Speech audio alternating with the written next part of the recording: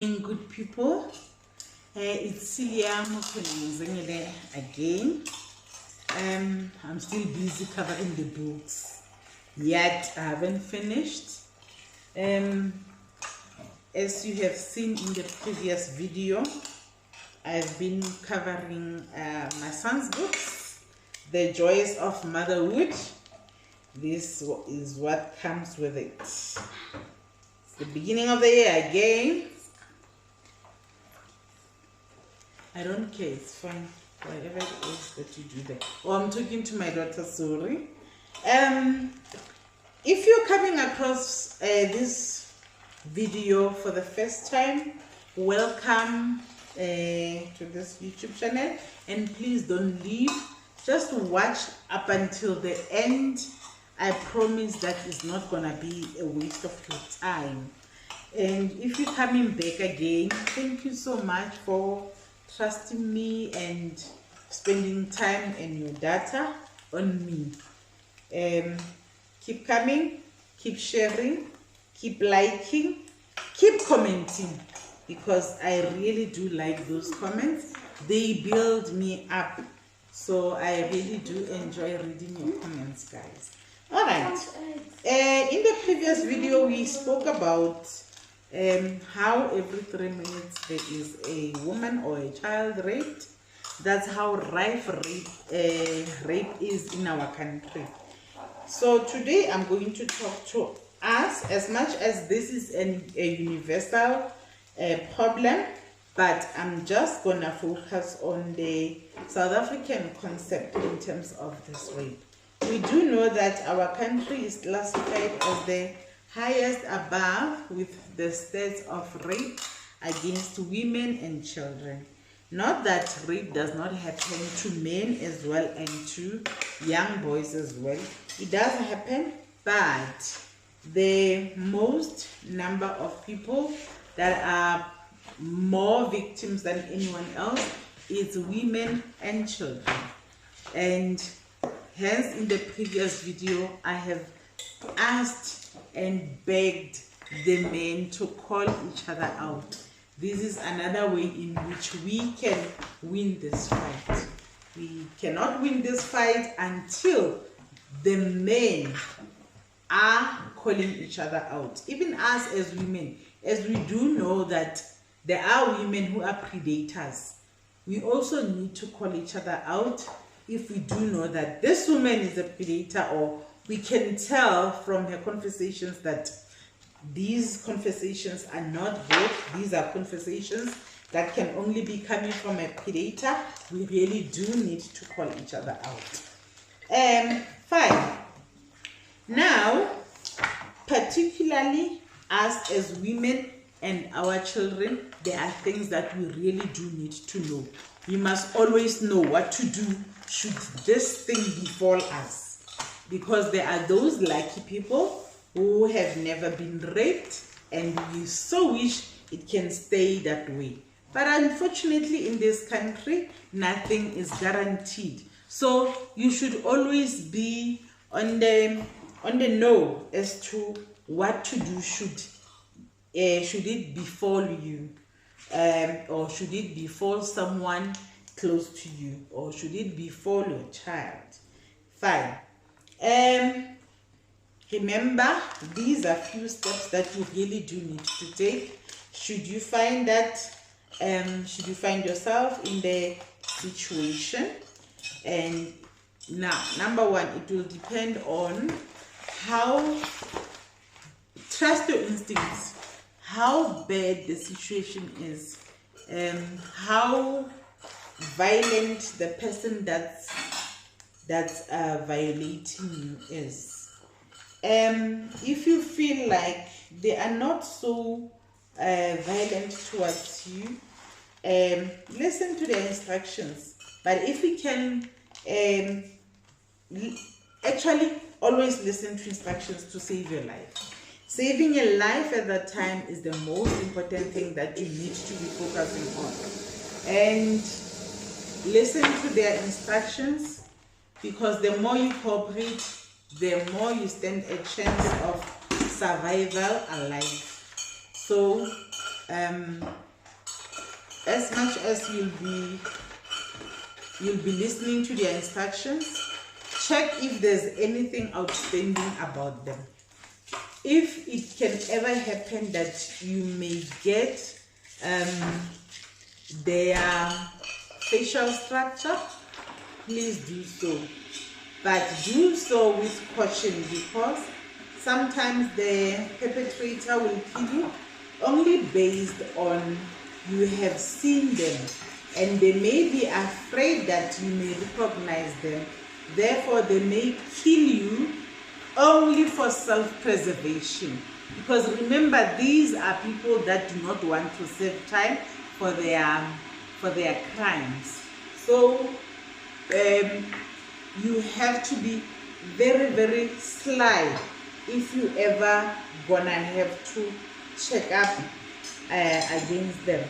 So lucky are those people who've got eyes and the memory that is photogenic, because one look is enough for them. They can actually see the person and recognize the person even if they see the person after a very long time. But for some people like me, it's difficult to see a person and say, I've seen them and I know that is the person.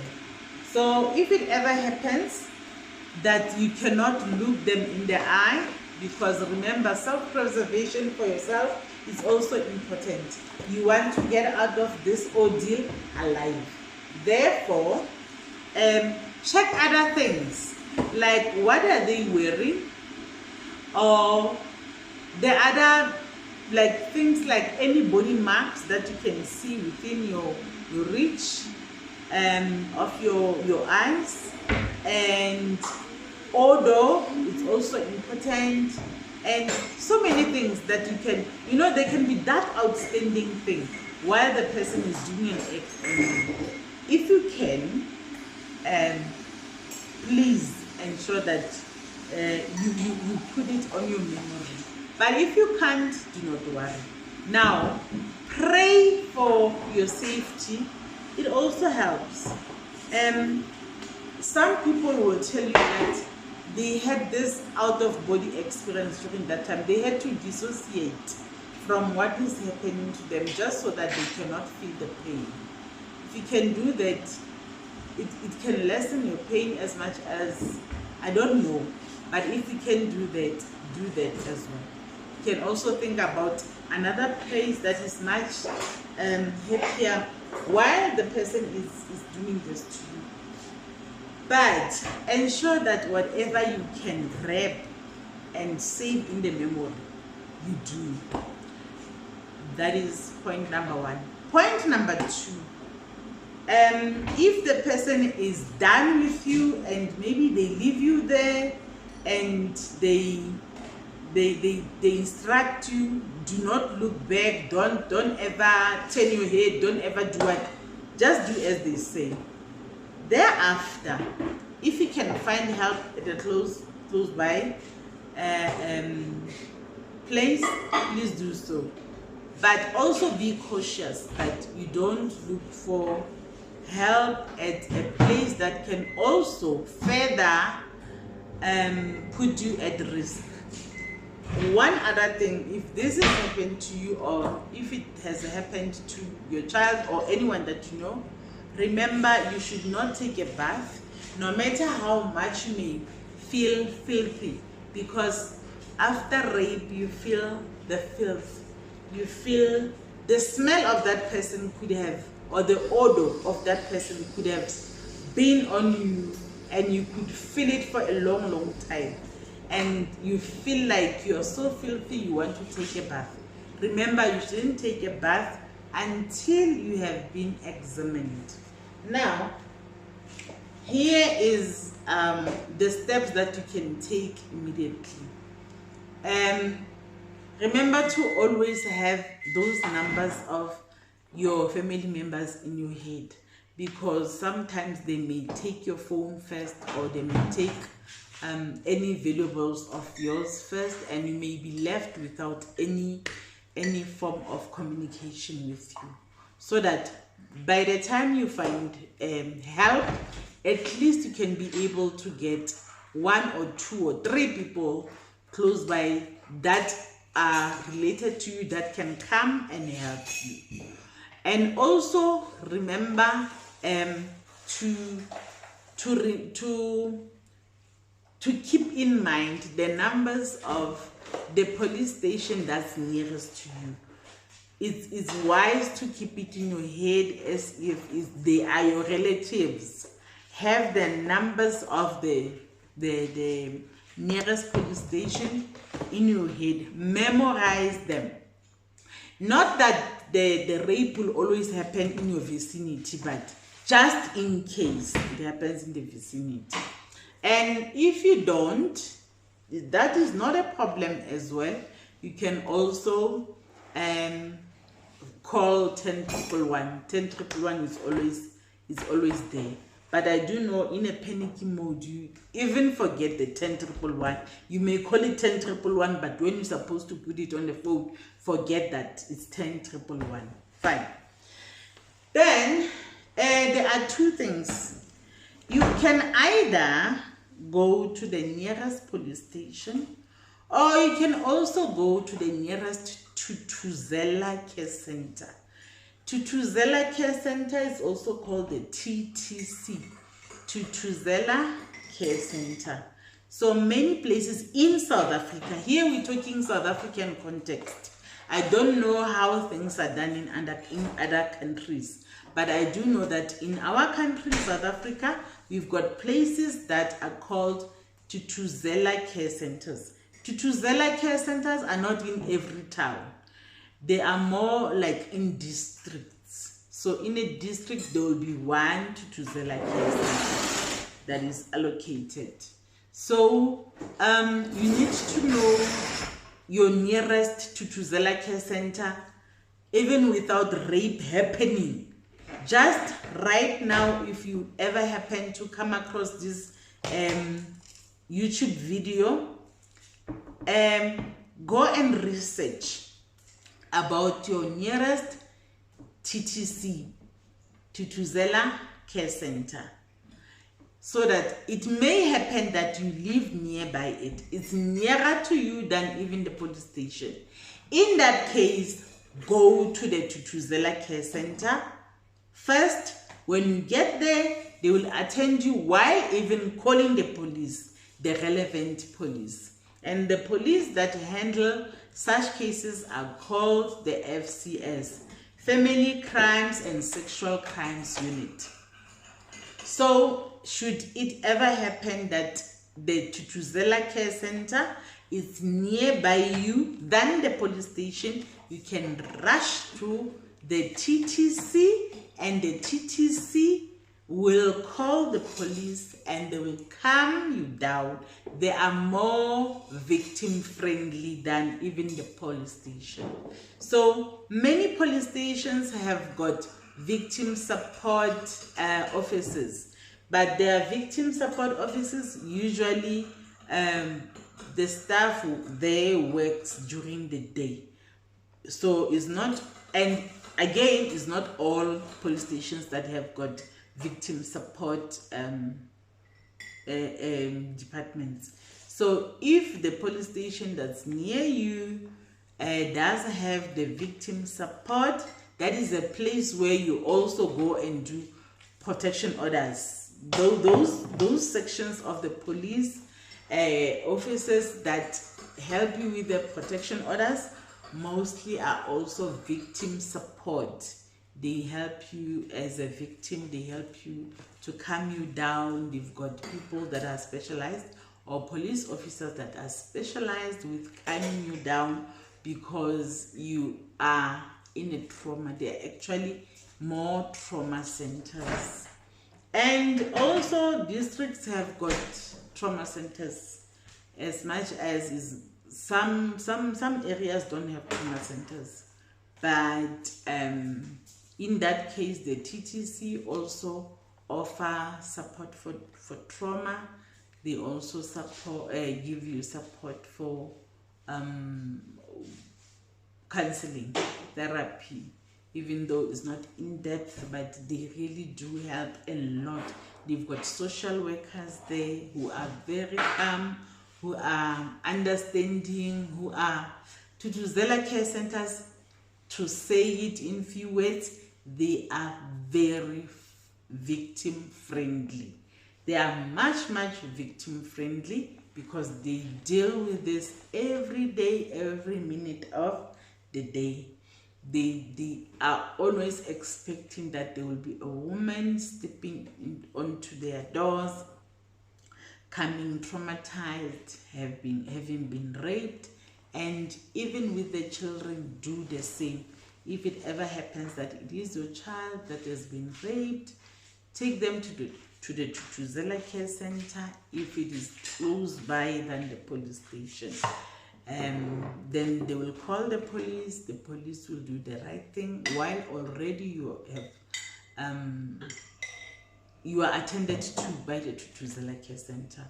The doctor, unfortunately, the doctor will have to do the examination, and the examination is not easy, and it's also intrusive because you'll have to open up the place where the perpetrator has violated you. Whether they have entered the vagina, penetrated the vagina, or your anus, the doctor will have to check and take the sample.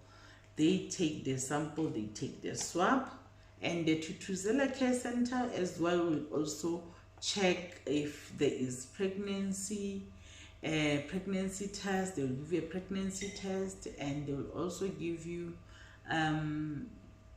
PrEP. PrEP is those pills that help you not to contract HIV if you do not have HIV in the system, or if you have not contracted HIV yet, or you don't know that you have contracted the HIV prior to the rape.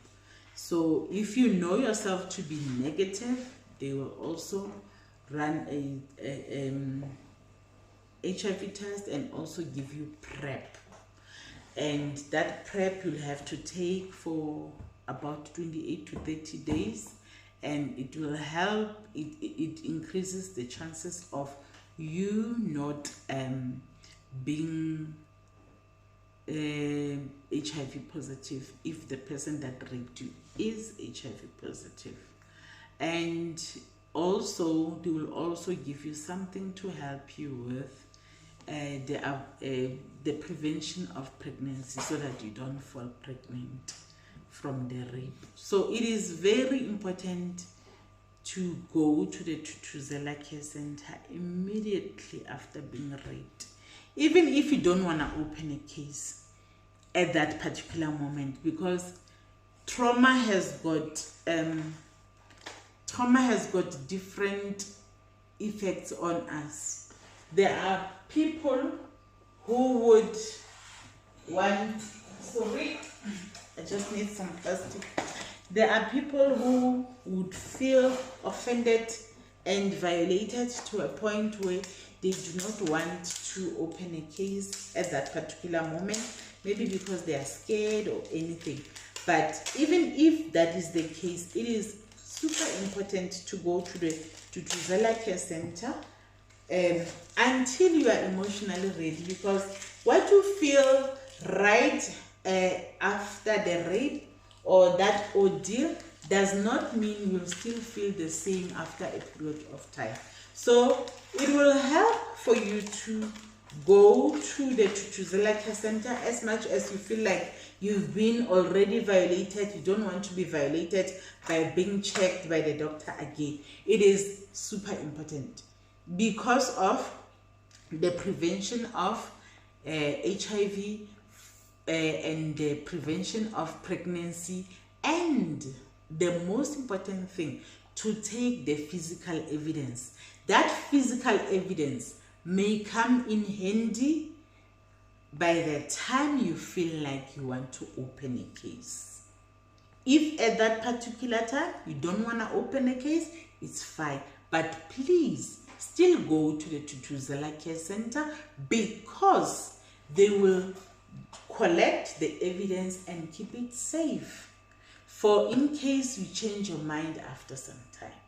And remember, when they tell you to come back after a period of time, please do go back, because they still have to make follow-up checks on you. And if they say please come for therapy, please show up for that therapy. Like when we talk about therapy, we talk about those social workers that are specialized, that will sit you down and talk to you about what happened to you. It helps in the long run. At the beginning, it may be so painful because you feel like you have to relive and you have to say actually what happened to you over and over again, and it is tiring. And at that time, combined with trauma, nothing is easy for you. We fully understand that. But remember, in the long run, all these things will help you to move on with life. Actually, I can assure you, when rape happens, you will never be the same again. When you are raped, it's like part of you is dying. You are dead from that day. The person that will survive the rape is no longer the person that was there before the rape. You come back a different person. Like your life changes forever. Forever. And what doesn't kill you makes you stronger. That I can assure you. After that, you'll find yourself so amazed by the strength that you have. Even though immediately after the rape, you may feel like your strength is at its lowest. But when you come back, when you find yourself again, you will be surprised that you can be stronger than you were before. Okay, that is enough for this video. We'll talk about other things later on. Thank you so much for watching this video, and remember to leave your comment, subscribe, keep sharing, like the video, and please wait for others. There will be still some more coming. Thank you very much. Bye bye.